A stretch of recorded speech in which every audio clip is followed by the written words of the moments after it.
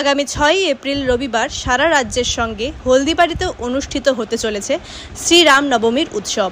আর এই উৎসবে যেন কোনো রকম অপ্রীতিকর ঘটনা না ঘটে সেই উপলক্ষে শুক্রবার প্রশাসনিক বৈঠক সম্পন্ন হলো স্থানীয় বিডিও অফিসে।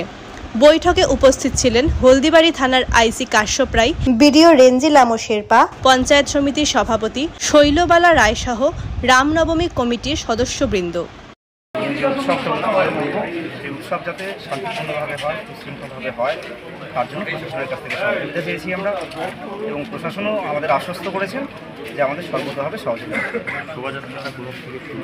শোভাযাত্রা শুরু হবে হলদিবাড়ি পূর্বপাড়া যে বাসস্ট্যান্ড, নতুন বাসস্ট্যান্ড, সেই বাসস্ট্যান্ডের সামনে হলদিবাড়ি পরিক্রমা করার পর আবার সেখানে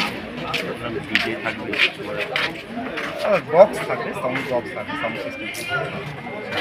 কখন থেকে শুরু হবে? শোভাযাত্রা শুরু হবে 11টা থেকে।